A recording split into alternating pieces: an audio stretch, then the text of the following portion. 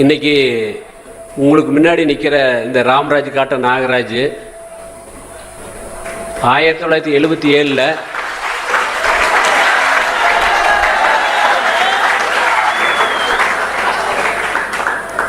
சல்யூட்னு உங்களுக்கு எது ஞாபகத்துக்கு வருது? ஓகே, 1977 எஸ்எல்சி முடிச்சுட்டு ஏதோ தொழில் பண்ணணுமே அப்படிங்கிறதுக்காக ஒரு வேட்டி கம்பெனியில் வேலைக்கு சேர்ற எஸ்எல்சி முடிச்சுட்டு இல்லை உங்கள் ஏஜில் நீங்களும் அடுத்தது காலேஜ் போக போகிறீங்க. சரி, இன்னொரு கேள்வி ஏன் கொண்டு அடிச்சது மறந்துட்டேன். எஸ்எல்சி +1 +2 எல்லாம் ரிசல்ட் வந்துடுச்சு, எல்லாம் உங்களுக்கு வந்துருக்கு நினைக்கிறேன். எல்லாருமே பாஸ் அதில் +1 +2 இப்போ முடிஞ்சிருக்குமே. எலெக்ஷன் ரிசல்ட் வந்துடுச்சு உங்களுக்கு எல்லாம்?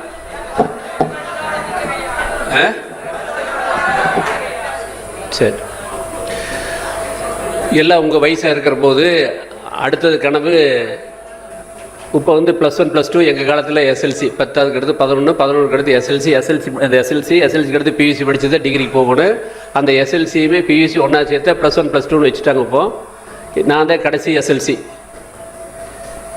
எஸ்எல்சி முடிச்சுட்டு பாஸ் பண்ணியிருந்தேன் அப்படின்னா நானும் ஏதாவது ஒரு காலேஜுக்கு போயிருப்பேன்.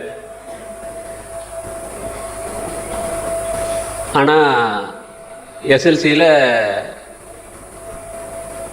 டைப்ரைட்டிங் சப்ஜெக்டில் 35 மார்க் வாங்கினா பாஸு, 33 மார்க் வாங்கி 2 மார்க்கில் ஃபஸ்ட் கிளாஸில் ஃபெயில் ஆகிட்டேன்.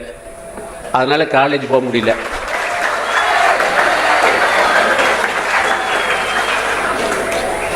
எல்லாரும் பாஸ் ஆகிட்ட யாரும் கை தட்டல, ஆனால் ஃபெயிலுன்னு எல்லாரும் கை தட்டுறீங்க.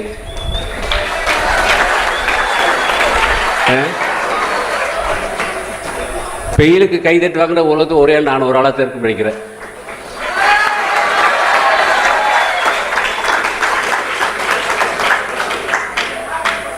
சரி, வேறு வழி இல்லை, நாம் ஏதாவது தொழில் பண்ணி ஆகணும் அப்படிங்கிறதுக்காக திருப்பூரில் ஒரு வேட்டி கம்பெனியில் சேல்ஸ் ரெப்ரசன்டேட்டிவ் சேர்ந்து ஆந்திராவில் போய் மார்க்கெட்டெல்லாம் சுற்றி ஆர்டர் வாங்கிட்டு வசூல் பண்ணிவிட்டு இப்படியே வேண்டி ஒரு 6 வருஷமாக காலேஜில் போய் என்னென்னலாம் படிக்கணும்னு நினச்சோமோ அத்தனை விஷயத்தையும் வந்து அந்த சின்ன நிறுவனத்தில் தயாரிப்புனா என்ன, நிர்வாகம்னா என்ன, மார்க்கெட்டிங்னா என்ன அப்படின்னு நெசவாளருடைய வாழ்வாதாரத்தையுமே மார்க்கெட்டில் இருக்கக்கூடிய வியாபாரிகளுடைய மனசையுமே ஒரு 6 வருஷமாக ஒரு காலேஜில் ஒரு யூனிவர்சிட்டியிலையுமே கிராஜுவேட் போஸ்ட் கிராஜுவேட் படிக்கிற அளவுக்கு வந்து காலேஜ் போய் படிக்கல, மக்கள் மனசை படிக்கிறதுக்கு ஒரு பெரிய வாய்ப்பு கிடைச்சுங்காட்டி தான் இன்றைக்கி நான் வந்து உங்கள்கிட்ட போடி திரும்பினா நின்று பேச முடியுது.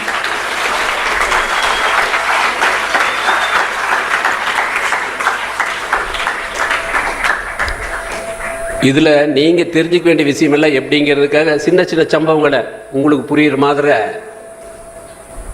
நான் சொல்கிறேன்ல, நீங்கள் உங்கள் லைஃப்பில் அப்ளை பண்ணி பார்த்துக்குங்க. அந்த கடைக்கு வேலைக்கு போய் சேர்த்துறது வந்து என் கூடயே 1ஆம் கிளாஸ் வந்து படிச்சுட்டு வந்து அந்த கடையில் இருக்கிற ஓனருக்கு அவருக்கு வந்து ரொம்ப தெரிஞ்சவங்க அப்படிங்கிற ஒரே காரணத்துக்காக அவர் முன்னாடி போய் சேர்ந்துக்கிறாரு. அவர் வந்து என்னை வேலைக்கு கூட்டிகிட்டு போய் சேர்த்துறாரு. அந்த கடைக்கு சேர்த்துறபோது ஒரு கண்டிஷன் போடுறாரு, என்னை வேலைக்கு சேர்த்துறது உன்னை நாங்கள் அந்த கடையில் வேலைக்கு சேர்த்து விட்டுறேன், ஆனால் நான் சொல்கிற ஒரு கண்டிஷன் நீங்கள் அக்செப்ட் பண்ணணும் அப்படின்னு ஒரு கண்டிஷன் போடுறாரு. நம்மளுக்கு அந்த பையன் கூட படித்த நண்பன் வந்து ஆந்திரா போகிறது, ட்ரெயினில் போகிறது, ஹோட்டலில் போய் பூரி சாப்பிட்றது, வடை சாப்பிட்றது, இந்த கதை சினிமா பார்க்குறது, இந்த கதையெல்லாம் கேட்டோன்னே வேலை கிடைக்கிறதுலேயே இந்த ஊரெலாம் சுற்றி பார்க்கணுன்னு ஆசை வந்து, எப்படியே நீ என்ன கண்டிஷன் போட்டாலும் சரி நான் எனக்கு வேலை சேர்த்து விட்டால் போதும், உன்னோட கண்டிஷனை அக்செப்ட் பண்ணிக்கிறேன் அப்படின்னு சொல்லி அவரோட கண்டிஷனுக்கு அக்செப்ட் பண்ணி அந்த கடையில் வேலைக்கு சேர்த்து விடாரு. என்ன கண்டிஷன் அப்படின்னா, மாதத்தில் 15 நாள் ஆந்திரா லைன் பார்க்கணும். அப்போது அன்னைக்கெல்லாம் அந்த 77 77 வந்து அந்த 15 நாளைக்கு வந்து ஒரு நாளைக்கு வந்து 100 ரூபா செலவாகுது. 1500 ரூபா அந்த 15 நாளில் செலவு பண்ணணும். இவர் என்ன பண்ணுவார்னா அதை வந்து 2000 ரூபா அப்படின்னு செலவு எழுதி கொண்டு வந்து கொடுப்பார். ஆக்சுவலாக ஆகிற செலவு 1500 தான் ஆகுது. அந்த 2000 ரூபா செலவு பண்ணி எழுதிட்டு வந்து 500 ரூபாய் வந்து ரிக்ஷா அது மாதிரிலாம் பொய் கணக்கு எழுதி கொடுத்து 500 ரூபாய் எடுத்து பாக்கெட்டில் வச்சுக்குவார். அவர் வச்சுட்டு அவருக்கு சம்பளமே 250 மாதம் சம்பளம் அவருக்கு 250. எனக்கு சம்பளம் வந்து ஜூனியரில் போனால் 150 பர் மந்த்துக்கு, ஒரு நாளைக்கு இல்லை. ஆனால் அந்த லைன் செலவில் பொய் கணக்கு எழுதி எடுக்கிறதுல 500 எடுப்பார். இப்போ அந்த லைனுக்கு தான் என்னை போடுறாங்கங்க. போடுறோம். அது சொன்ன கண்டிஷன் செலவு 1500 தான் ஆகுது. செலவு 1500 ஆகுது. டெய்லி கணக்கு நீ எப்படி எழுதணும், எப்படி டேலி பண்ணி நீ 2000 எழுதி கையில் கொடுத்துடணும். எங்கேயாவது நீ குறைச்சி 1500 செலவு பண்ணினா நான் மாட்டிக்குவேன். அப்புறம் பாரு எனக்கு ஒன்று என்ன ஒன்றுன்னு எனக்கு தெரியாது. இதெல்லாம் கண்டிஷன் பேசி அந்த 1500 பொய் கணக்கில் 500 சேர்த்து எழுதி 2000 கணக்காமிச்சு 500 நீ எடுத்து வச்சுக்க அப்படின்னு சொல்கிறாப்புல. அவர் கூட எனக்கு அதை மீதி குடும்பம் கேட்கல, நீ எடுத்து வச்சுக்க அப்படின்ட்டாரு. சம்பளம் 150, பொய் கணக்கு எழுதுனா 500. 150க்கு 500 எவ்வளோ வித்தியாசம்? 3 மாதம் சம்பளம் வச்சு அப்படின்னாரு. ஓகே, எப்படியோ அப்படி எப்படி சொல்லி வேலை வாங்கி கொடுத்தா போ, நான் உன்னை சொல்கிற கேட்டுக்கிறேன் அப்படின்னு சொல்லி ஜாயின் பண்ணியாச்சு. ஒரு 3 மாதம் எல்லாம் கம்ப்ளீட் ரகத்தெல்லாம் பழக்கி விட்டு என்னை லைனுக்கு அனுப்புகிறாங்க. அதே மாதிரி போகும்போது கடையில் முதலாளி வசக்கட்டு கணக்கு எழுதி 2000 ரூபா பணத்தை கையில் கொடுத்து அனுப்புகிறாங்க. அவர் சொன்ன மாதிரியே டெய்லியும் கணக்கு எழுதி பார்த்தா செலவு அவ்வளோதான் வந்தது. 100 ரூபா தான் செலவு வந்தது. 5 நாளைக்கு போனால் 150 தான் வரும். 1500 தான் செலவு வரும் பர் டே. மொத்தமாகவே 1500 தான் வரும். 15 நாள் லைன் பார்த்தாச்சு. இப்போ ஊருக்கு வரணும், வந்து கணக்கு கொடுக்கணும் முதல் மாதமாக. இப்போது 1500ன்னு எழுதி கரெக்டான கணக்கு கொடுத்தா நாம் நேர்மையாக இருக்கிறோம், திருட்டு பெட்டு பண்ணாது இருக்கிறோம், நம்மளுக்கு ஃப்யூச்சரில் எந்த பாவம் பிடிக்காது அப்படிங்கிறதுல எனக்கு நல்லா தெரியுது. அப்படி 1500 எழுதி கொடுத்தா நம்ம வேலை சேர்த்து விட்ட நண்பனுக்கு வந்து நம்ம காட்டி கொடுத்து அவனுக்கு பெரிய பனிஷ்மெண்ட் வாங்கி கொடுத்து அவன் வேலையை கூட எடுத்துருவாங்களே, அவனை எப்படி பண்ணுறது அப்படின்னு எனக்கு ஒன்றும் புரியல. பெரிய தடுமாற்றப்போ. எந்த வயசில்? உங்கள் வயசில். நீங்கள் எல்லாம் என்ன வயசில் இருக்கிறீங்களோ அந்த வயசில். என்னுடைய கேள்வி, 1500 கணக்கு எழுதி கொடுத்து நேர்மையாக கொண்டு போய் கணக்கு கொடுப்பீங்களா, இல்லை 2000 கணக்கு எழுதி கொடுத்துட்டு நண்பனை காப்பாற்றுவீங்களா?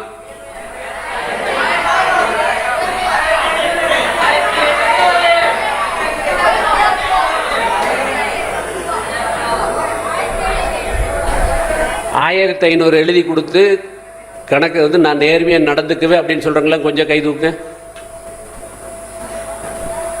யாரும் 2 கையிலும் தூக்குற மாதிரி தெரியுது. பயிற்சிக்கு 2 கை தூக்கணும். ஓகே, நான் எந்த காலத்துலையுமே நண்பனுக்கு வாக்கு கொடுத்துட்டேன், கர்ணம் பரம்பரை. நான் அவனு செஞ்சோர் போட்டனால வந்து நான் துரியோதனுக்கு சாதகமாக தான் இருப்பேன் அப்படின்னு சொல்லி அந்த நண்பனுக்கு நம்பிக்கையே நடந்துக்குவேன் அப்படின்னு சொல்கிறவங்கெல்லாம் கொஞ்சம் கை தூக்குங்க. நீங்களாம் கர்ணம் பரம்பரை, வாழ்த்துக்கள். இதில் கை தூக்காத இருக்கிறவங்களே எத்தனை பேர்? அதிகம் கொஞ்சம் தூக்குங்க. என்ன உங்கள் அபிப்பிராயம்? அதெல்லாம் வேலையை வேண்டாம் ரிசைன் பண்ணிட்டு முடிவு பண்ணிட்டீங்களா? கை தூக்கணுங்க 2 பேருமே வந்து 1500 2000 ஓகேன்ட்டாங்க. எனக்கு இப்போ விஷயமே வந்து கை தூக்காது தான் பிரச்சனை. இப்போ ஏதாவது பதில் இருந்தால் சொல்லுங்களேன், தெரிஞ்சுக்கிறேன்னு. ஒரு ஒருத்தர் இருந்து சொல்லுங்கள். 1500 கை தூக்கணும் ஓகே, 2000 கை தூக்கு ஓகே. கையே தூக்காத இருந்ததுக்கு என்ன காரணம்? யாராவது ஒருத்தர் இருந்து சொல்லுங்க, நான் தெரிஞ்சுக்கிறேன்.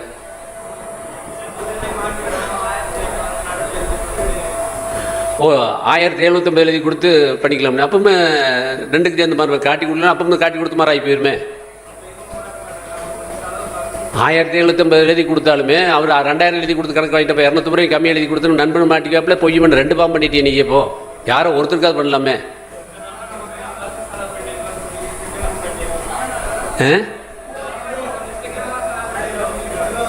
ஓ, சிக்கனமாக செல்ல வேண்டியதுன்னு சொல்லிடலாம். வெரி குட், வாழ்த்துக்கள். பாரு, அங்கே ஒருத்தர் கை தூக்குறா, சொல்லுங்க.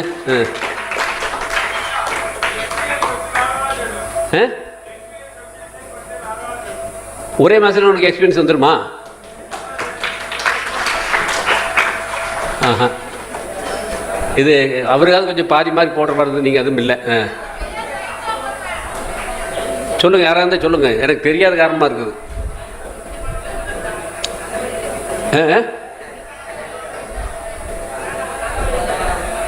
அப்படி பண்ணா இப்படி பண்ணா? ஆமாம் ஆமாம், நம்ம வழியில் வேலையை ரிசீவ் போய்க்கலாமா? சரி, இப்போது நீங்கள் எல்லாம் யாரை பேச சொல்லுங்க. நம்ம டைம் 1 மணி நேரம் கொடுத்துருக்காங்க, ஜாலியாக. நான் வந்து உங்களுக்கு கண்டிப்பாக சொல்கிறேன், அட்வைஸ் பண்ணவே மாட்டேன். நான் நல்லா படிங்க, நல்லா மார்க் வாங்க அப்படின்னு எல்லாம் வந்து எந்த கதையும் அட்வைஸ் பண்ண மாட்டேன். அதனால் நீங்கள் ஜாலியாக ரிலாக்ஸாக இருக்கலாம். உங்களுக்கு டைம் இல்லை, பயிற்சிகள்லாம் முடிஞ்சது. இன்றைக்கி வந்து இனிமேலெல்லாம் ரிலாக்ஸ் டைம் தான் உங்களுக்கு. நான் வந்து அப்படி இருங்க, இப்படி பண்ணுங்க, அப்படி பண்ணுங்க, கையை மேலே தூக்குங்க, காலை மேலே தூக்குங்க, அப்படி மூச்சு விடுங்க, இப்படி மூச்சு விடுங்க, இப்படி சிறந்தவிருங்க, இப்படி ஆசை தீருங்க, இப்படி எல்லாம் எதுவுமே நான் சொல்ல மாட்டேன்.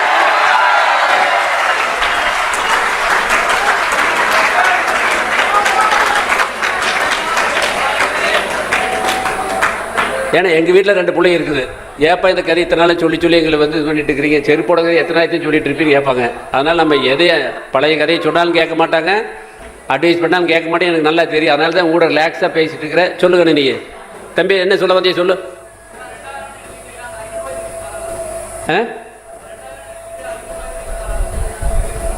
2000 ரூபாய் எழுதிட்டு 500 யாருக்கு திருப்பி தருவேன்?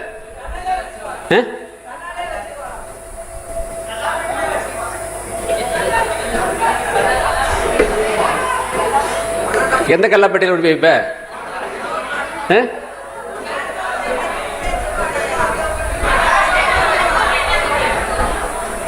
புரியல எனக்கு. கல்லாப்பட்டியில் வைக்கிற எந்த பெட்டியில் வைக்கிறது தெரியலையே. கடையில் இருக்கிற கல்லாப்பட்டியில் கொண்டு போய் வச்சிருவியா? கேஷ் கொண்டல. அப்புறம் உங்களுக்கு எக்ஸஸ் வந்துருமே சார் கணக்கில் எக்ஸ்ட்ராவா?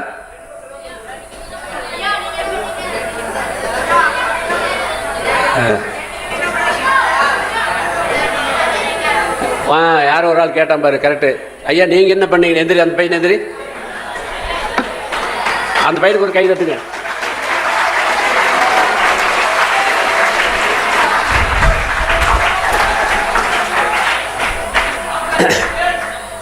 அருமையான கேள்வி. இந்த சிந்தனை தான் வரணும். இந்த பயிற்சி கொடுத்து வந்துட்டா சொல்கிறதெல்லாம் கேட்டு ஆட்டு மந்தையை தலையாட்டக்கூடாது. என்ன தெரியலனா எனக்கு தெரியல, எனக்கு விளக்கம் சொல்லுங்க அப்படின்னு எந்திரிச்சு கேட்டுக்கிறத வந்து இந்த வயசு கரெக்டான வயசு. அந்த பையன் பேர் என்ன தம்பி? அர்ஜுன். எந்த ஊர்லேருந்து வர்ற? எந்த ஸ்கூல்? ரமண மகரிஷி உள்ள போது கேட்குறாரு கேள்வி. பரவாயில்ல பார்.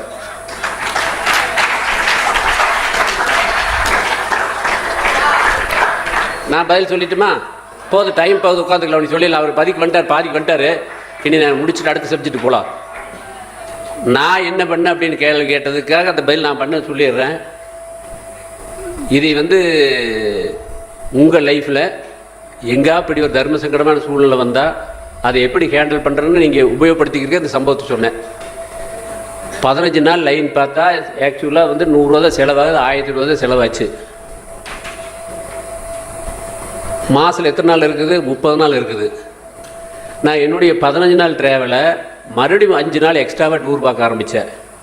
2000 ரூபா செலவாச்சு. கொண்டு வந்து கணக்கு நேர்மையாக கொடுத்துட்டேன். பையன் வந்து கேட்டால் என்னப்பா கணக்கில் இருந்து நீ சொன்ன மாதிரி 2000 எழுதி கொடுத்துட்டேன் அப்படின்னு. முதலாளிக்கு 5 நாள் எக்ஸ்ட்ரா பண்ணால் நான் ஆர்டர் அதிகமாக வந்தது. எனக்கு அடுத்த மாதம் இன்க்ரிமெண்ட் போடுற போது அவருக்கு 250 ரூபா சம்பளம் 300 போட்டால் எனக்கு 150 300 ரூபா போட்டாங்க.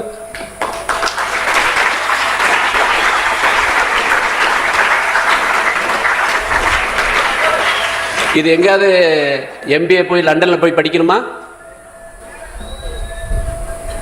அந்த ப்ரெசன்ஸ் ஆஃப் மைண்ட் இருக்கணும். எந்த சூழ்நிலையிலுமே நாம் அறம் வாழ்க்கையிலேருந்து பிறலக்கூடாதுங்கிற ஒரு மனசில் உள்ளவர் இருந்தால் எல்லாத்துக்குமே டோர் திறக்கும் அப்படிங்கிறது இந்த கதை, இந்த சம்பவத்தை சொன்னேன்.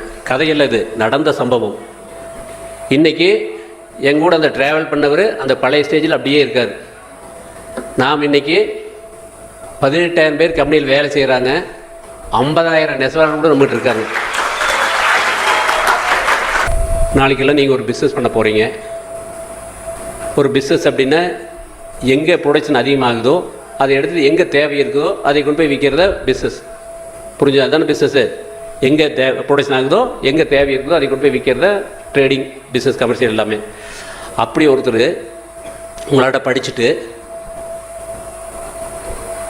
தேடி பார்க்குறாரு என்னென்னு. பக்கத்தில் ஒரு தீவுக்கு போகிறாரு, அந்த நாட்டில் போய் பார்க்குறாரு என்ன இல்லைன்னு பார்க்குறாரு. அங்கே வந்து வெங்காயம் இல்லை. உடனே வர்றாரு. இங்கே வந்து எல்லா பக்கமும் இருக்கிற வெங்காய விளைச்செல்லாம் வாங்கிட்டு போய் கப்பல் ஏற்றிட்டு போய் அங்கே கொண்டு போய் அந்த ராஜா கிட்ட கொடுத்து, ஐயா இது மாதிரி எங்கள் ஊரில் இந்த வெங்காயம் விளையுது, இது வந்து சாம்பார் வைக்கலாம், சட்னி அரைக்கலாம், இது இதயத்துக்கு நல்லது, ரத்தோட்டத்துக்கு நல்லது அப்படி இப்படின்னு சொன்னோன்னே அவர் வாங்கி எல்லாம் பண்ணி பார்த்து, ஆஹா ரொம்ப சபாஸ் நல்லாயிருக்கு அப்படின்னு சொல்லிட்டு உடனே மந்திரி கூப்பிட்டு, இந்த வெங்காயத்தை வந்து இவர் கொண்டு வந்து கொடுத்துருக்காரு, இது அவ்வளோ பிரமாதமாக இருக்குது, இதுக்கு தகுந்தபடி இடைக்கிட நம்மகிட்ட இருக்கிற தங்க காசு கொடுத்து அனுப்பு அப்படிங்கிறார்.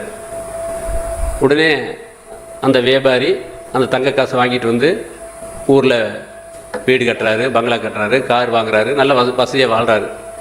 இது எல்லாம் அந்த ஊரில் இருக்கிறவங்களாம் மக்கள் பார்க்குறாங்க. என்னடா அது நம்மளால மாடு மேய்ச்சிட்டு தானே, கடுத்தர் கூட்டிகிட்டு தானே, இவனே திடீர்னு இப்படி பணக்காரன் ஆகிட்டானே, என்ன பண்ண நல்லா ஸ்டடி பண்ணி பார்க்குற போது அந்த நாட்டில் போய் ஏதோ பண்ணிட்டு வந்திருக்காங்க. இவரும் அந்த நாட்டுக்கு போகிறார். இவருமே அந்த நாட்டுக்கு போய் பார்க்குறாரு.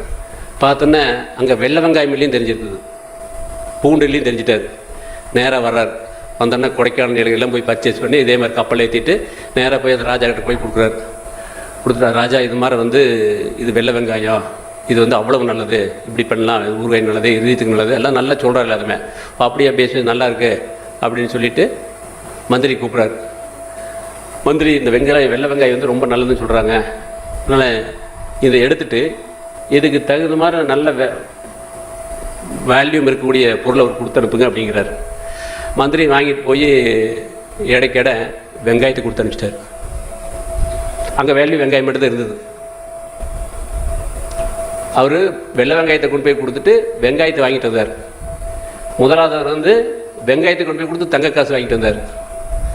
அப்போ நாம் யாராக ஒன்று பண்ணுறதை பார்த்துட்டு அதையவே நம்ம ஃபாலோ பண்ணோம்னா நம்ம வந்து வெள்ளை வெங்காயத்தை கொடுத்துட்டு வெங்காயம் வாங்குற கதை தான் மாறும். நாம் தங்க காசு வாங்கணும்னா யாருமே பண்ண முடியாத எடுத்து நாம் முதல்ல பண்ணணும். அந்த முதல்ல பண்ணுறதுக்கு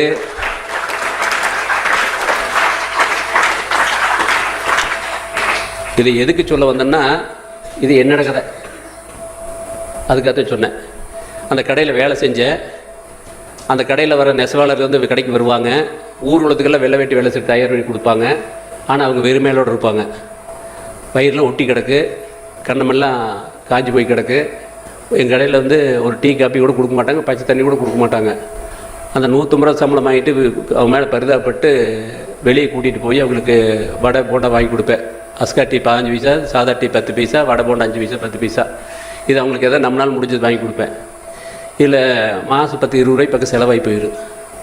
வீட்டில் வந்து எங்கள் அம்மாவுக்கு 150 ரூபா சம்பளத்தை கொடுக்கும்போது 20 ரூபா குறைஞ்சி போயிடுது. எங்கள் அம்மா கேட்கு, என்னடா 20 ரூபா குறையுது அப்படின்னு. அம்மா இது மாதிரி நெசவால் பார்த்தா பாவமாக இருக்குது, எங்கள் இடையில் ஒரு தண்ணி கூட கொடுக்க மாட்டேங்கிறாங்க, முதலாளி போய் நம்ம எப்படி கேட்குறது, அதனால் அவங்களுக்கு அதெல்லாம் கொடுத்து வாங்கி கொடுத்தேன் அப்படின்னாப்புல. ஏன்னா நாமளே இவ்வளோ வறுமையில் இருக்கிற வந்து 20 ரூபா வந்து வாரமான சந்தை செலவு பண்ணலாம், இதை விட்டு போட்டு இப்படி தானம் பண்ணுறிய அப்படின்னு மனசுக்குள்ளே நான் கொடுத்து சந்தோஷமாக இருந்தால் கூட நான் இப்படி வெட்டியை செலவு பண்ணக்கூடாதுங்கிற ஒரு அக்கறை ஏற்படுத்தோன்னு எங்கள் அம்மா என்னை திட்டுது. எங்கள் அம்மா சொன்னது எனக்கு வாசப்பத்தப்பட்டது. கரெக்டு, நாம் வந்து 20 ரூபாய் வந்து அம்மாவுக்கு சந்தை செலவுக்கு இருக்கிற நம்ம இப்படி செக் பண்ணிட்டோம்.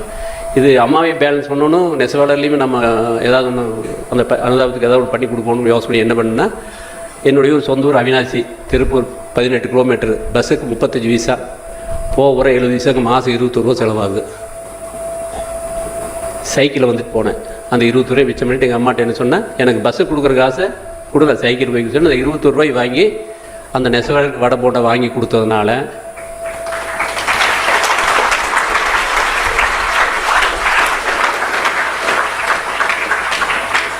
எனக்கு அவங்க மேலே ஒரு மிகப்பெரிய ஒரு பச்சாதாபம், பசுமரத்தானியாட்ட அவங்க வாழ்க்கையில் இவ்வளோ கஷ்டப்படுறாங்களே அப்படின்னு மனசில் பசுமரத்தானியாட்டு பதிஞ்சு போச்சு. பட் என்ன நிலைன்னு தெரியல, மார்க்கெட்டில் வந்து வேட்டி கட்டுறக்கூடிய குறைமெல்லாம் எண்ணிக்கை குறைஞ்சி டோட்டலாக ஒரு 200-300 கடை எந்தில் திருப்பூரில் பெரிய கடையிலேருந்து கீழ்கடை வரைக்கும் எல்லாம் 4 நாள் வேட்டி வியாபாரம் வந்து க்ளோஸ் பண்ணிட்டு இருக்கிறாங்க. ஏன்னா வேட்டி விற்கிறதில்ல, தயார் பண்ணுறதுக்கு ஆளுங்க நிறையா இருக்காங்க, ஆனால் வேட்டி கட்டுறதுக்கு ஆள் இல்லாதனால அந்த துறையே முடிஞ்சு போச்சு. அதே மாதிரி எங்கள் கடையில் எங்கள் கம்பெனியில் சொல்கிறாங்க, இது மாதிரி நாங்களும் வேறு வியாபாரத்துக்கு போகிறோம், நீங்கள் 2 பேர் ஏதாவது வேறு வேலை பார்த்துக்க அப்படின்னு சொல்லிட்டு என்னை வேலையில் நிறுத்துகிறாங்க. நமக்கு 6 வருஷமாக இந்த வேட்டி தவிர வேறு எதுவுமே தெரியாது. திருப்பூரில் எக்ஸ்போர்ட்டு மிகப்பெரிய பீக்காக இருக்குது. போய் எங்கள் அம்மா அப்பாட்ட கேட்குறேன், இது மாதிரி வேலை இல்லை, வேறு ஏதாவது பண்ணணும் அப்படின்னு. சரி ஏதோ வேறு பக்கம் வேலைக்கு போ அப்படிங்கிறாங்க.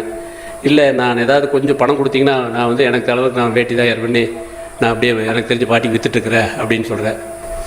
ஏன்னா வேட்டி யாரு கட்டலைன்னு அங்கே இருக்க திருப்பூருக்கு எல்லா கடையும் க்ளோஸ் பண்ணிட்டு இருக்கிறாங்க. மற்றெல்லாம் நம்ம சொந்த பந்தமெல்லாம் வந்து எக்ஸ்போர்ட் பண்ணி நல்லா சம்பாதிச்சுட்டு இருக்கிறாங்க. நல்லா சம்பாதிக்க தொழில் விட்டு போட்டு நீ வந்து வேட்டிக்கு போகிற, வேட்டிக்கெல்லாம் மண்டாதான் நாங்கள் பணம் கொடுக்க மாட்டோம் அப்படின்ட்டாங்க. யார்கிட்டையுமே பணம் வாங்க முடியல. அங்கங்கே எல்லாம் பெரட்டி ஒரு 83 வரை கேபிட்டலாக போட்டு எந்த சூழ்நிலையிலேருந்து வேட்டி தான் பண்ணி ஆகணும், அந்த நெசவாளர்களை காப்பாற்றும். வியாபாரம் பண்ணி லாபம் பறிக்கணுங்கிறதுக்காக இல்லை, வேட்டி வியாபாரம் பண்ணி அவங்களுக்கு வாழ்வாதாரம் கொடுக்கணுங்கிறதுக்காக ஆரம்பித்து நேராக அந்த கிராமத்துக்கு போய் இது மாதிரி நான் இத்தனாம் தேதிக்கு வேட்டி வியாபாரம் ஆரம்பிக்கிறேன், நீங்களாம் நெசவு பண்ணி கொடுங்க அப்படின்னு சொல்கிறேன். அவங்க தான் நம்ம போண்டா படம் வாங்கி கொடுத்தனால ரொம்ப பழக்கமாக இருந்தாலும் கணக்கு உனக்கு மேலே நாங்கள் யாருக்கு கொடுக்க போகிறோம், உங்களுக்கே கொடுக்குறேன் தயார் பண்ணி கொடுங்க, தயார் பண்ணுறோம், நீ நல்லா பண்ணுங்கள், எல்லாம் சப்போர்ட் பண்ணுற அப்படிங்கிறாங்க. நீங்கள் சப்போர்ட் பண்ணுவீங்கிறதுலாம் எனக்கு நல்லா தெரியும். ஆனால் என் கடைக்கு நீங்கள் வரும்போது ஒரு கண்டிஷன் அப்படின்னு. என்ன கண்டிஷன் கேட்டாங்க. என் கடைக்கு வரும்போது நீங்கள் அத்தனை பேருமே சட்டு போட்டுட்டு தான் வரணும் அப்படின்னு. வெறுமையோட வரக்கூடாது, சட்டு போட்டு தான் வரணும் அப்படின்னு. அதை கேட்டுட்டு அத்தனை நெசவாளர்கள் கொள்ளுன்னு சிரித்தாங்க. ஏன் கணக்கில் இப்படி சொல்கிறீங்க, நீங்கள் கொடுக்குற கூலி 2 ரூபா, இதை வாங்கிட்டு வந்து மத்தியானம் அரிசி வாங்கிட்டு போய் நைட்டு சாப்பாடு பண்ணுவோம், குடும்பத்தோடு உட்காந்து சுடு சாப்பாடு சாப்பிடுவோம், அப்புறம் அதில் தண்ணி ஊற்றி வச்சுருவோம், காத்தாலேருந்து அந்த புது தண்ணி குடிப்போம், மறுபடியும் தண்ணி ஊற்றி வச்சு அடுத்த நாள் மத்தியானம் குடிப்போம். இதுதான் எங்களுடைய வாழ்க்கையை. நாங்கள் எங்கே போய் சட்டு போடுறது, 3 வேளை சுடு சாப்பாடு சாப்பிடாத இருக்கோம், நாங்கள் போய் சட்டு போடுறது அப்படின்னு கேட்டாங்க. நான் சொன்னேன், 3 வேளை சுடு சாப்பாடு சாப்பிட உங்களுக்கு என்ன கூலி வேணும்னு கேட்டேன். 2 ரூபா கூலி 3 ரூபா பண்ணி கொடுங்க, நாங்கள் 3 வேளை சுடு சாப்பாடு சாப்பிட்றோம் அப்படின்னாங்க. சரி சட்டு போடுறதுக்கு அப்படின்னு கேட்டேன். 200 ரூபா சேர்த்து கொடுங்க, 4 ரூபா கொடுங்க, நாங்கள் 3 வேளை சாப்பிட்றோம், சட்டும் போட்டு வர்றோம் அப்படின்னாங்க. நான் ஒரு நிமிஷம் கூட யோசனை பண்ணாமல், சரி இன்னையிலேருந்து நான் வந்து 2 ரூபா கூலி 4 ரூபா பண்ணி தர்றேன், நீங்கள் 3 வேளை சுடு சாப்பாடு சாப்பிடுங்க, சட்டு போட்டு வாங்கன்னு சொன்னோன்னே அத்தனையத்துடைய முகமும் 100 வாட்ஸ் வெல்பாட்டை பளிச்சுன்னு தெரிஞ்சது.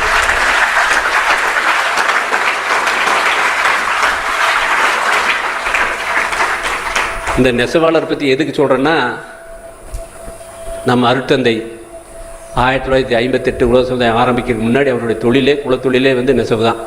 கூடுவாஞ்சேரியில் அத்தனை நெசவாளருடைய கதை என்னை விட அவருக்கு நல்லா தெரியும். இருக்கிறதுல வந்து இணைய இங்கே வந்தோம்னா வந்து உட்கார்ந்தோன்னே அந்த வேட்டிக்கரையை நெய் கொடுப்பார், அவருடைய வேட்டி கட்டிக்கு நெய் கொடுப்பார். நான் இணைய நெய்வர மாதிரி நினச்சிக்குவேன். அவ்வளோ மேலே பிரியமாக இருப்பார். ஏன்னா அந்த நெசவு தொழில் நான் பண்ணுறதுனால. அப்படி ஆரம்பித்த நிறுவனம் தான் இது. அதுக்கடுத்தது அந்த பெரியவர் ஒருத்தர் கேட்குறாரு, தம்பி நீங்கள் வந்து ஏதோ எமோஷனல் இது மாதிரி பேசுகிற மாதிரி தெரியுது, ப்ராக்டிக்கல் இதில் ஒத்து வராது. 2 ரூபா கூலிக்கு பண்ணி கொடுக்குறவங்க வந்து 1.25 பண்ணுறியா 1.5 பண்ணுறியான்னு கேட்பாங்க. ஆனால் நீ வந்து 2 ரூபா கூலி 4 ரூபா பண்ணி தர்றேன், மார்க்கில் போய் உன்னால் விற்க முடியாது. அதனால் ஏதோ நீ எமோஷனல் முடிவு இருக்க, நீ ஏதோ நல்ல வேலைக்கு போய் பொழைச்சிக்க சாமி, நீ எங்களுக்காக சிரமப்பட வேண்டாம் அப்படின்னு அவர் சொல்கிறாரு. அதுக்கு நான் சொன்னேன், ஐயா நான் பணம் சம்பாதிக்கணும்னு தொழில் ஆரம்பிச்சிருந்தேன்னா எக்ஸ்போர்ட் வியாபாரத்துக்கு போயிருப்பேன். எனக்கு அது நோக்கம் இல்லை. நான் கூட 6 வருஷம் உங்களுடைய வாழ்வாதாரத்தை பார்த்துட்டேன். ஏதோ ஒரு வழியில் நான் வந்து அத்தனை நேரத்தை என்னால் காப்பாற்ற முடியும்னு சொல்ல, ஒரு 50 குடும்பத்தை முதல்ல நான் ஸ்டார்ட் பண்ணுறேன், நீங்கள் பண்ணி கொடுங்க, நல்லா இருந்ததுன்னா அப்புறம் 50,000 100 பண்ணிக்கலாம் அப்படின்னு சொல்லி அவங்களுக்கு ஆறுதல் சொல்லி அந்த நெசவு ஆரம்பித்து 1983 செப்டம்பர் மாதம் 9ஆம் தேதி அந்த நெசவாளருக்காக ஆரம்பித்த ஃபவுண்டேஷன் தான் இந்த ராமராஜ் காட்டன்.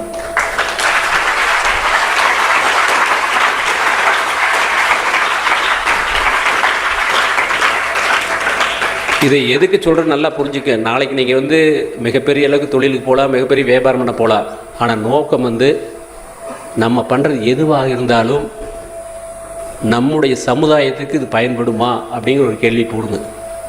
அந்த கேள்விக்கு பதில் கிடைச்சிது அப்படின்னா நீங்கள் அதுலேயே அந்த முடிவு எடுத்துலேயே பாதி சக்ஸஸ், 100% சக்ஸஸ். நான் சம்பாதிக்கணும்னு ஆரம்பிச்சிருந்தேன்னா, எக்ஸ்போர்ட் வியாபாரத்துக்கு போயிருந்தேன்னா, ஒரு சிங்கத்தில் இருக்கிற வால் இருக்கிற கடைசி முடியாத இருந்திருப்பேன். இந்த வேட்டி வியாபாரத்தை நெசவாளருக்காக ஆரம்பிச்சங்காட்டி இன்றைக்கி எறும்புக்கு தலையாக இருக்க முடியுது.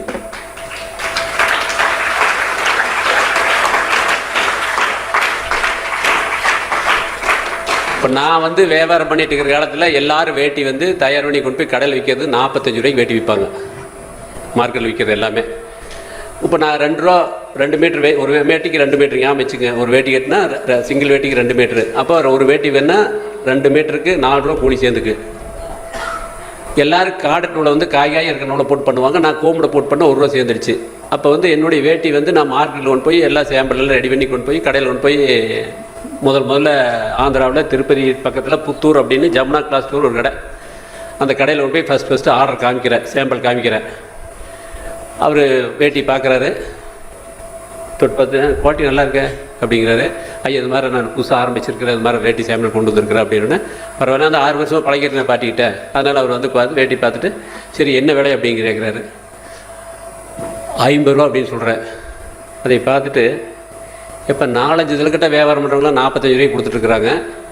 நீ இன்றைக்கி புதுசாக ஆரம்பிச்சுட்டு 50 ரூபா சொல்கிறிய, ஒரே நாளில் டாட்டா பிர்லா ஆயிடலாம்னு நினைக்கிறியா அப்படின்னு சொல்லிட்டு அதை பார்த்துட்டு அதை உதாசீனம் பண்ணிட்டு அப்படியே வீசிட்டு அவர் வியாபாரத்தை பார்க்க போயிட்டார். கடைக்குள்ள போய் வியாபாரம் பார்க்க போயிட்டார். அவர் வியாபாரத்தை முடிச்சுட்டு வரக்கு 2 மணி நேரம் ஆச்சு. அது வரைக்கும் நான் அங்கே நின்றுட்டே இருந்தேன். போயிட்டு வந்தோன்னு கேட்டார், இல்லை வியாபாரத்தை பில்லெல்லாம் போட்டு முடிச்சுன்னு, ஏன் இன்னும் நீ போகலையா, நானே சொல்லிட்டேன் அப்படியே சொல்லிட்டேன் அப்படிங்கிறாரு. இல்லையா உங்கள்கிட்ட கொஞ்சம் பேசணும் அப்படின்னு. சரி சொல்ல, நல்ல வியாபாரம் ஃப்ரீயாக சொல்ல அப்படின்னாரு. உங்களுக்கு சொன்ன கதையை அப்படியே அவருக்கு சொன்னேன். உங்களுக்கெல்லாம் இப்போ சொன்ன பார்த்தீங்க, நெசவாளர் 3 வேளை சாப்பிடல, குடுதண்ணி குடித்தாங்க, அவங்க சட்டை போடல, அவங்க உடம்புல ஒட்டி கிடந்தது அப்படின்னு இந்த கதையெல்லாம் சொன்னோன்னே அவர் அப்படியே கண் கலங்கி எந்திரிச்சின்னு கையை பிடிச்சிட்டு, இந்த சின்ன வயசில் உனக்கு இப்படி ஒரு சிந்தனை எப்படி வந்தது அப்படின்னு சொல்லி என்னை பாராட்டி ஆர்டர் கொடுத்து அனுப்பிச்சார்.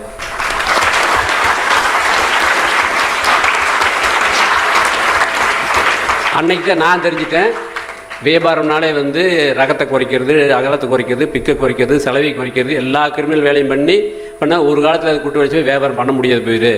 ஆனால் நல்ல தரத்தை கொடுத்து உண்மையை சொன்னோம்னா, எல்லோரும் இன்றைக்கி நல்ல முறை நம்மளுக்கு ப்ரெசென்ட் பண்ணோம்னா, வித்தியாசப்படுத்தி ப்ரெசென்ட் பண்ணும்போது வந்து அவங்க எக்ஸெப்ட் பண்ணி ஆர்டர் கொடுப்பாங்கிற போது அந்த உண்மைக்கு ஒரு வேல்யூ இருக்குங்கிறத அந்த சம்பவத்தை உணர்ந்து இன்றைக்கு வரைக்கும் அந்த உண்மையை ராமராஜ் கடைப்பிடிச்சிட்டு இருக்குது.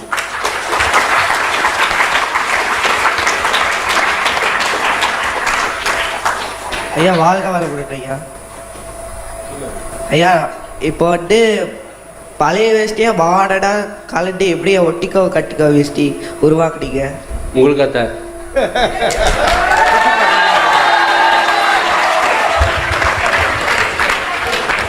எம்பிஏ ஸ்டூடெண்ட்டில் எல்லாமே வந்து வருஷம் எப்படியும் ஒரு 10 தடவை எம்பிஏ ஸ்டூடெண்ட்டுக்கெல்லாம் வந்து என்டர்பிரனருக்கு ஒரு மோட்டிவேஷன் ஸ்பீச் கொடுக்க காலேஜில் கூப்பிடுவாங்க. நான் போகிற பக்கம்லாம் இப்படி வேட்டி கட்டிட்டு போய் நின்று பேசுவேன். பேசிட்டு கீழே இறங்கி போகும்போது வந்து எல்லாம் வந்து எங்களோட செல்ஃபி எடுத்துக்கோ, ஃபோட்டோ எடுத்துக்குவாங்க. எல்லாம் உட்காந்து பேசும்போது நான் மாணவர்களை கேட்பேன், இப்போது நீங்கள் எல்லாம் காலேஜில் படிக்கிறீங்க, ஏன் உங்களுக்கு வேட்டி கட்டோங்கிற உணர்வு வரலையே அப்படின்னு கேட்பேன்.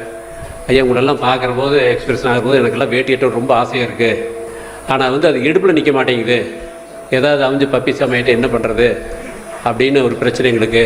அடுத்து வந்து நாங்கள் எல்லாம் செல் வச்சுருக்கிறோம், வேலட் வச்சுருக்கிறோம், இதெல்லாம் வைக்கிறதுக்கு பாக்கெட் இல்லை. அதில் நாங்கள் மேல் பாக்கெட்டு ஃபேஷன்லாம் போடுறோம், பாக்கெட்டாக ஷர்ட்டு தான் போடுறோம், பாக்கெட்டில் டிஷர்ட் தான் போடுறோம், பேண்ட் பாக்கெட் எல்லாம் வச்சுக்கிறோம், இந்த வேட்டியில் பேக்கெட்டும் இல்லை, இதுதான் எங்கள் பிரச்சனை அப்படின்னால.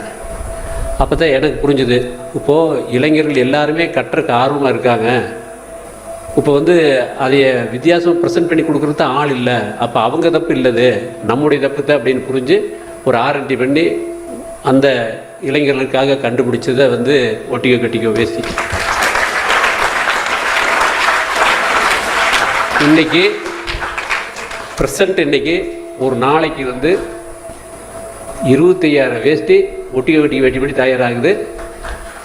அந்தளவுக்கு இன்றைக்கி மார்க்கெட்டில் இளைஞர்கள் ரெகுலராக கட்டுறதுல எங்களாட்ட கட்டிக்குவாங்க. இளைஞர்கள் இந்த அளவுக்கு வந்து வெகு ஆர்வமாக கட்டிகிட்டு இருக்கிறாங்க அப்படிங்கிறத ஒவ்வொரு வருடம் நாங்கள் புரிஞ்சிட்ருக்கிறோம். நம்முடைய கல்ச்சர் மறுபடியும் திரும்பி வந்திருக்கிறதுக்கு இது பெரிய எடுத்துக்காட்டு. வாழ்த்துக்கள், வாழ்க வளமுடன். ஐயா வாழ்கிறோம் ஐயா. ஸ்ரேயஸ் ஐயரை பார்க்கலாமா ஐயா? ஸ்ரேயஸ் ஐயரை பார்க்கலாமா? என்ன எனக்கு புரியல. பிராண்ட் அம்பாசிடர் இருக்கார் இல்லையா ராம்ராஜுக்கு? ஆமாம். ஸ்ரேயஸ் ஐயரை பார்க்கலாமா ஐயா? ஜெயராமா? சரியா செய்யறா? ஓ, கிரிக்கெட் பிளேயர் கேட்குறியா? ஆமாங்க. நமக்கு அவரே அடையாளமே தெரியாது, கொஞ்சம் பேர் போடுங்கப்பா, எனக்கெல்லாம் அவரே யாரே புரிய மாட்டேங்குது அப்படின்னு சரியா செய்ய மட்டும் பார்த்து இன்னைக்கு பயங்கர ஃபேமஸ் ஆகி போயிட்டாரு. நானும் இன்னும் பார்த்துலப்பா.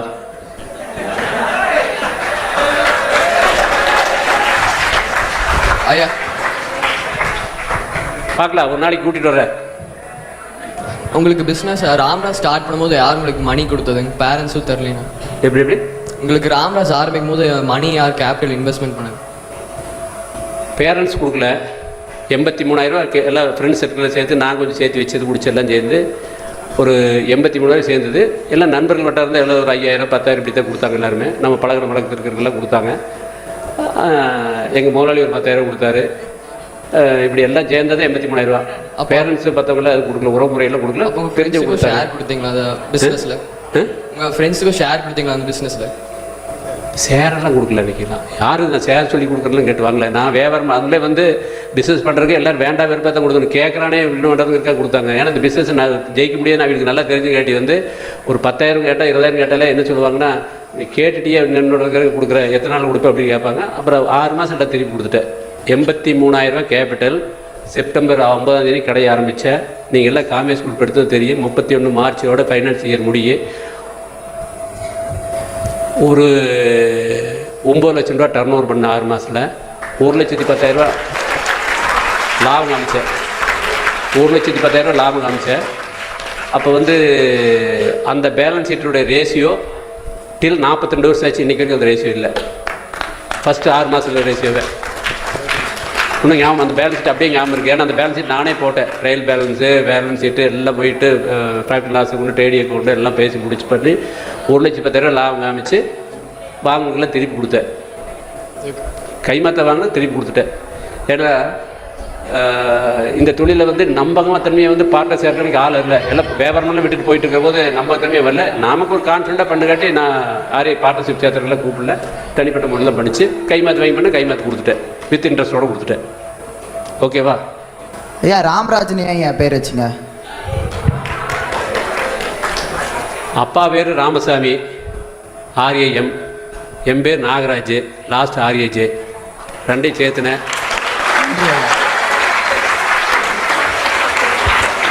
ஐயா வாங்க ஐயா. ஐயா எங்க சைடில்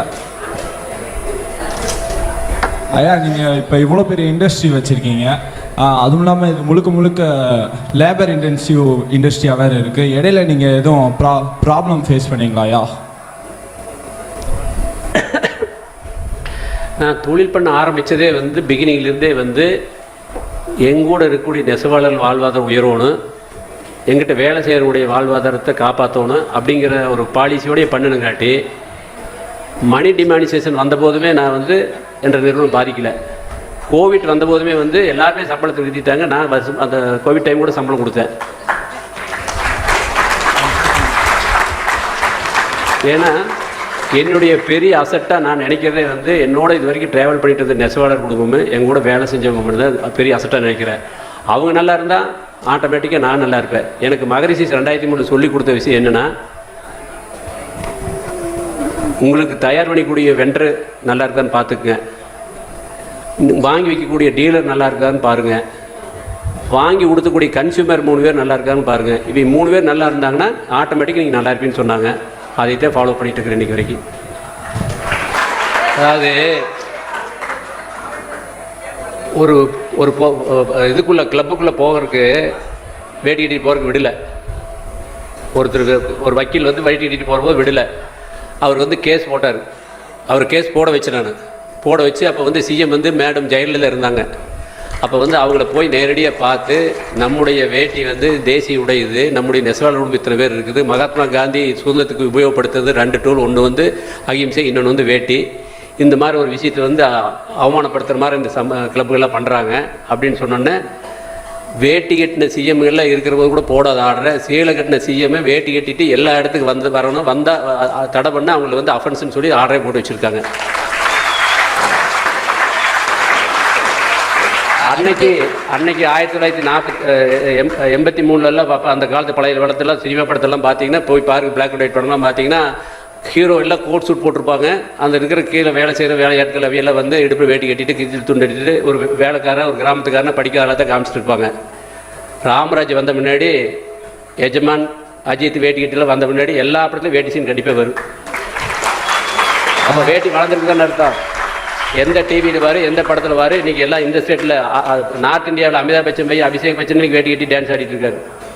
அந்தளவுக்கு ராமராஜ் பண்ணியிருக்கு. அதனால் கல்ச்சரை நாம தான் டெவலப் பண்ணணும். அது சட்டை போட்டு கொண்டு வரக்கூடாது. அதைய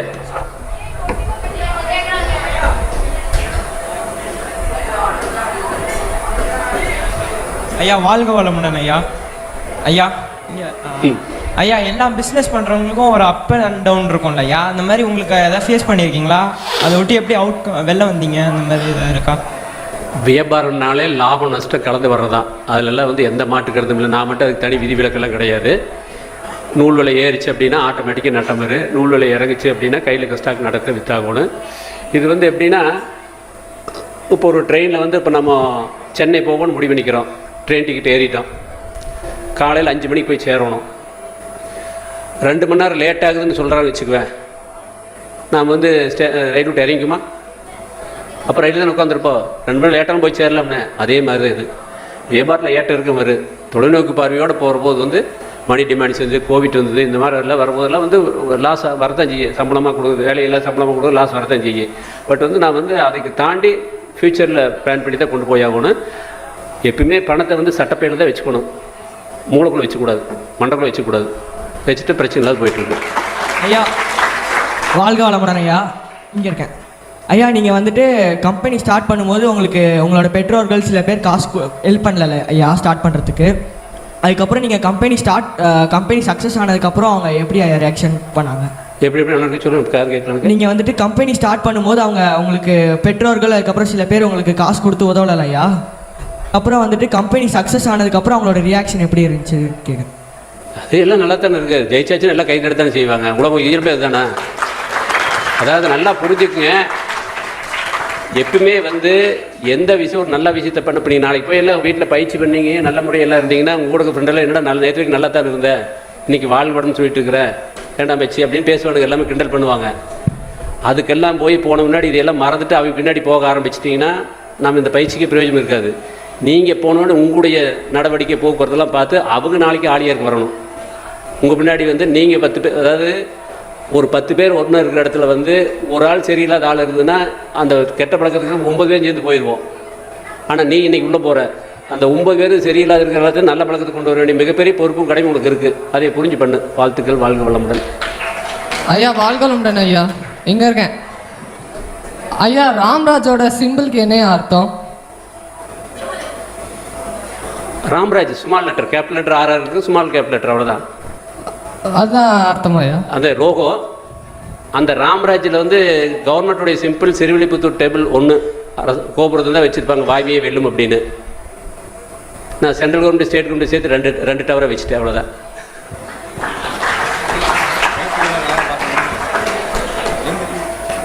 ஐயா ஐயா ஐயா இது நீங்கள் ஸ்ரேயசேகரை பார்த்ததே இல்லைன்னு சொன்னீங்க, அப்போ எப்படியா அவங்க உங்கள் கம்பெனிக்காக நடிக்கிறாங்க? அட்வர்டைஸ் பிராண்ட் மேனேஜர் இருக்கிறாங்க, போகிறாங்க, பேசுகிறாங்க, எடுத்து வந்துடுறாங்க.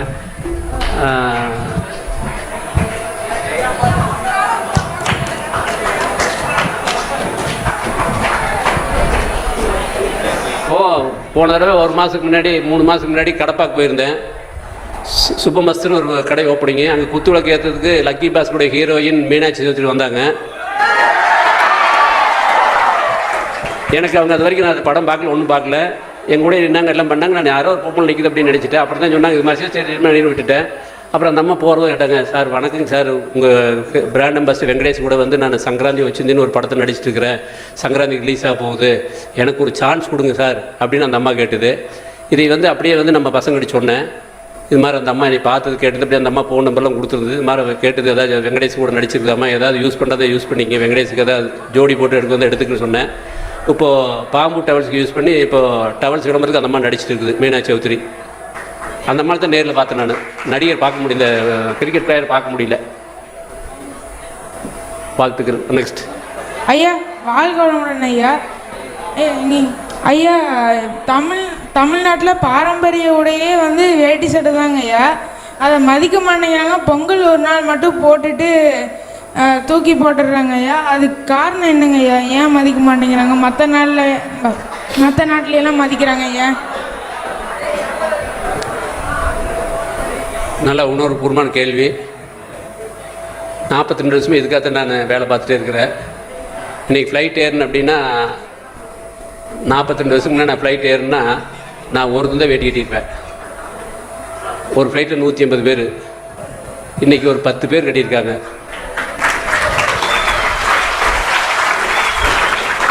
இன்னும் 170 பேருக்கு கட்ட வைக்கணும் நான். இன்னும் வேலை நிறையா இருக்குது. நீ கேட்டதுக்காக ஒரு சரித்திர நிகழ்வை சொல்கிறேன், ரொம்ப முக்கியமாக நீங்கள் தெரிஞ்சுக்கணும் எல்லாருமே. இந்த கேள்வி கேட்டதுக்காக சொல்கிறேன். நம்முடைய ஒரே விஷயம், இந்த பையன் கேள்வி அருமையான கேள்வி கேட்டிருக்காப்புல, நீங்கள் எல்லாத்துக்கும் உங்களுக்கு புரியுற மாதிரி ஒரு பதில் சொல்கிறேன். நம்முடைய வேட்டி வந்து இந்திய தமிழ்நாட்டுடைய உடை மட்டும் இல்லை, தேசிய உடை. மகாத்மா காந்தி வந்து இங்கிலாந்தில் படித்து வக்கீல் தொழில் பார்த்துட்டு ஆப்பிரிக்காவில் ஒரு கருப்பனை தூக்கி ரயிலேருந்து வெளியே வீசி இங்கே வந்து இந்த சுதந்திரத்தெல்லாம் பார்த்து அடிமைத்தனத்தெல்லாம் பார்த்து அவர் வந்து மக்களை இயக்கமாக மாற்றுறாரு. அது வரைக்கும் வந்து 400 வருஷமாக சுதந்திரத்துக்காக போராடுறாங்க எல்லாருமே. பட் இவர் வந்து சுதந்திரத்துக்காக போராடுறதுக்கு போது மக்களை இயக்கமாக மாற்றி அதை கம்யூனிகேட் பண்ணி ரொம்ப எண்ணத்தை வலுவாக வச்சு அதுக்கு முன்னாடி வேலை பண்ணிட்டு இருக்காரு. ஒரு தடவை தமிழ்நாடு வர்றபோது இங்கே இருக்கிற வறுமையை பார்த்து நம்மளுக்கு எதுக்கு இந்த வசதியான ட்ரெஸ் எல்லாம் எடுத்துகிட்டு மதுரையில் 1921 செப்டம்பர் மாதம் அந்த வேட்டியை அதை சுபிஷனாக கழட்டிட்டு வேட்டிக்கு மாறாரு. வேட்டி மேலே அடுத்த காலையில் மீட்டிங்கில் பேசுகிற போது வந்து அந்த கவர்மெண்ட் பிரிட்டிஷ் கவர்மெண்ட் அதிரி போகுது, இந்த சிம்பிள் உடை போட்டு இப்படி பண்ணுறாரு. இங்கிலாந்து மாநாட்டுக்கு சொந்த பற்றி போக கூட வேட்டியோட தான் போனார். அது மாதிரி வேட்டி வந்து அந்த காலத்தில் இருக்கிற பழைய படத்தில் அத்தனை படத்தில் மாத்திரம் எல்லோரும் வேட்டி கட்டியிருப்பாங்க. வேட்டி வந்து நான் தயார் பண்ணதில்லை, புதுசாக கண்டுபிடிச்சதில்லை. நம்முடைய பண்டைய காலத்து மக்கள் நாகரிகம் வளர வளர விவசாயத்தை மண்ணை முளைப்படுத்தி விவசாயம் பண்ணாங்க. அதுக்கடுத்தது இளநிலை மலைப்பட்டை கட்டது வந்து பருத்தியில் காட்டு எடுத்து நூலாத்துன்னு முதல் கூட வேட்டி தான். திருவள்ளுவர் கட்டிக்கிற பார்த்தா வேட்டி கட்டியிருப்பார், பழைய சாமிலாம் வேட்டி இருக்குது எல்லாமே. அதையெல்லாம் தாண்டி நம்ம எல்லாமே தேசியுடைய வேட்டி தான் கட்டிட்டு இருந்தோம் எல்லாமே. பிரிட்டிஷ் கவர்மெண்ட் வந்த பின்னாடி அந்த வெஸ்டர்ன் கல்ச்சர் கோட் சூட்டை பார்த்துட்டு நம்ம அதில் போட்டதை மதிப்பு மரியாதைன்னு ஒரு பெரிய ஒரு இது ஆரம்பிச்சுட்டு போயிட்டாப்புல. அதையெல்லாம் மாற்றி அமைக்கிறது சுதேசின்னு ஒரு இயக்கத்தை மகாத்மா காந்தி ஆரம்பித்தார். அது தமிழ்நாட்டில் முதல் விதையை போட்டது வ.உ. சிதம்பரனார். அவர் என்ன பண்ணுறாருன்னா சுதேசி கப்பல் ஆரம்பிக்கிறாரு. தூத்துக்குடி டு கொழும்புக்கு சுதேசி கப்பல் ஆரம்பிக்கிறாரு. அதில் வந்து 2 ரூபா சார்ஜ் பண்ணுறாரு. கப்பல் எல்லாத்துக்கிட்டையும் கடன் வாங்கி கப்பல் கம்பெனி ஆரம்பித்து தூத்துக்குடி டு கொழும்புக்கு கப்பல் விடுறாரு. எல்லா மக்களும் 2 ரூபா கட்டி போகிறாங்க. அதைய பிரிட்டிஷ் கவர்மெண்ட் அதை பார்த்துட்டு அவங்க ஒரு கப்பல் விடுறாங்க, 1 ரூபா சார்ஜ் பண்ணுறாங்க. உடனே மக்கள் எல்லாமே மாறி அதுக்கு போகிறாங்க. இவர் 1 ரூபா பண்ணுறாரு. அவங்க ஃப்ரீ பண்ணி அங்கே மது டான்ஸ் எல்லாம் போட்டோன்னா எல்லாமே கம்ப்ளீட் இங்கே போட்டு பிரிட்டிஷுக்கு போயிடுறாங்க. இவர் கடவாங்கலாம் கட்ட முடியாது, வெகு நஷ்டப்பட்டு ஊருட்டு ஓடி போய் சென்னை போய் சிந்தாரிப்பேட்டில் சீமெண்ட் விற்று மிகப்பெரிய பஞ்சம் முடிச்சு இங்கெல்லாம் யாருமே கடன் கட்ட முடியாத ரொம்ப சிரமப்பட்டார். ஆங்கிலேயர் வந்து அவருக்கு இதெல்லாம் பண்ணதுக்காக வந்து ரட்ட ஆயில் கொடுக்குது. கோயம்புத்தூர் ஜெயிலில் செக் இழுக்கிறாரு. அந்த ஜெயிலில் செக் இன்றைக்கி இருக்குது, போய் பாருங்கள். இது எதுக்கு சொல்கிறேன் அப்படின்னா, நாம் சுதந்திரம் வாங்குற போது நம்முடைய இந்தியாவுடைய 1 ரூபாயுமே அமெரிக்க டாலர் ஈக்குவல். இன்றைக்கி 88 ரூபா. அப்போ பொருளாதாரத்தில் எல்லா நாடும் நம்ம வளரலைன்னா நம்மளுக்கு சுதேசி இல்லாத போச்சு. மேக் இன் இந்தியா நம்ம நாட்டில் இல்லை. அன்றைக்கி நம்மளுக்கு படிப்பு இல்லை, ஒன்றும் இல்லை. வ.உ.சிக்கு நம்ம சப்போர்ட் பண்ணாத விட்டுட்டோம். ஆனால் இன்றைக்கெல்லாம் நம்ம படிச்சிருக்கிறோம், அறியாமையிலேருந்து எல்லாம் வந்திருக்கிறோம். இன்றைக்கி நம்ம சுதேசிக்கு சப்போர்ட் பண்ணாதனால தான் இந்தியா இன்னும் பொருளாதார கையில் வந்துட்டு இருக்கிறோம். இளைஞராகிய நீங்கள் எந்த காலத்துக்கு கொண்டு வெஸ்டர்ன் கல்ச்சர் போகாமல் இந்தியன் பிராண்டுக்கு சப்போர்ட் பண்ணிங்கன்னா இந்தியாவுடைய பொருளாதாரம் உயரும் அப்படிங்கிறத நல்லா புரிஞ்சுக்கும். ஐயா வாழ்க வளமுடன். தங்க அமைதியாக இருங்க. Last question. அமைதியாக இருங்க, சைலண்ட் ப்ளீஸ். ஐயா வாழ்க வளமுடன். நீங்கள் இவ்வளோ பெரிய ஃபவுண்டர் வந்துருக்கீங்க, அனாத ஆசிரமத்துக்கு ஏதாவது நீங்கள் உதவித்தொகை கொடுத்துருக்கீங்களா? யார் என்ன சொல்லுங்க.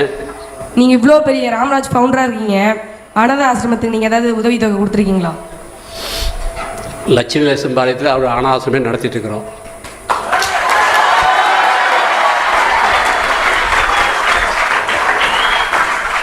ராம்ராஜ் காட்டனில் வர்ற ப்ராஃபிட் எல்லாமே வந்து நல்லா புரிஞ்சுக்குங்க. 100% வந்து இன்கம் டேக்ஸ் கட்டுறோம், ஜிஎஸ்டி கட்டுறோம், சேல்ஸ் டேக்ஸ் கட்டுறோம், சர்வீஸ் டேக்ஸ் கட்டுறோம். எல்லாம் கட்டுவோம். மிச்சம் இருக்கிறத 50% ப்ரொடக்ஷனுக்கு, 50% மார்க்கெட்டுக்கு. வர லாபத்தில் ஒரு பகுதி வாழ் வளமுடன் செயல் பண்ணுறோம். கல்விக்கு அகரம் ஃபவுண்டேஷன் பண்ணுறோம். வெற்றின்னு ஒரு அமைப்பு பண்ணுறோம். அதுக்கு வந்து நம்முடைய கல்ச்சரெலாம் டெவலப் பண்ணுறதுக்கு ஒன்று பண்ணுறோம். வனம் இண்டியா ஃபவுண்டேஷன் நேச்சருக்கு பண்ணுறோம். அனாதை விடுதிக்கு பண்ணுறோம். எந்தெந்த துறை பண்ணுறாங்களோ அந்த துறைக்கு வந்து நாம் பொருளாதார சப்போர்ட் பண்ணிகிட்டு இருக்கிற ஒரு தனி டிவிஷனாக ப்ரொடக்ஷன் டிவிஷன், மார்க்கெட் டிவிஷன், சோர் டிவிஷன், இன்டர்பிள் டிவிஷன் எல்லாம் இருக்கிற மாதிரி சோசியல் டிவிஷன் ஒரு டிவிஷன் வச்சு பண்ணிகிட்டு இருக்குது. அது மகரிஷிட்டு வந்து கற்றுருக்க விஷயம் தான். எல்லாமே சோசியல் டிவிஷன் ஒன்று கம்பெனியில் வச்சு அது சரியாக பண்ணிகிட்டு இருக்கிறோம். இந்த சேவை பண்ணுறதை எனக்கு சொல்லி கொடுத்து அறுத்தந்து தான். வாழ்க வளமுடன். ஓகே தாங்க, சைலண்ட்.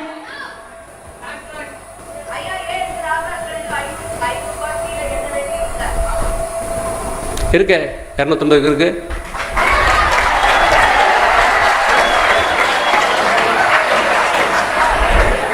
இல்லை, நல்லா நீங்கள் புரிஞ்சுக்க.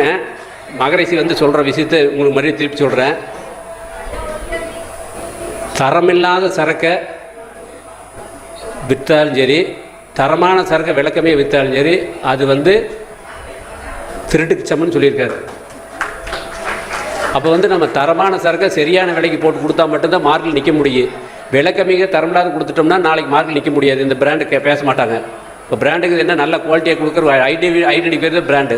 வேறு எதுவுமே இல்லை, விளம்பரம் பண்ணுறதா பிராண்டு கிடையாது. நம்ம குவாலிட்டி வித்தியாசமாக இருக்குதுன்னு சொல்கிறதுக்காக தான் பிராண்டு. அதை சரியாக பண்ணிகிட்ருக்குறோம். இன்றைக்கி வந்து ஏ கிளாஸ் ஏபிசி நம்ம கஸ்டமர் இருக்குது. எல்லா ரேஞ்சு வாங்குற அளவுக்கு இன்றைக்கி நமக்கு வந்து இருக்குது. ஒவ்வொரு பிராண்டெல்லாம் வந்து ஹை கிளாஸ் மட்டும் தான் போக முடியும். பட் எங்களுக்கு வந்து கார் டிரைவர் யூஸ் பண்ணலாம், முதலாளியும் யூஸ் பண்ணலாம். அது மாதிரி ஜனசஞ்சமான பிராண்டு ராம்ராஜ்.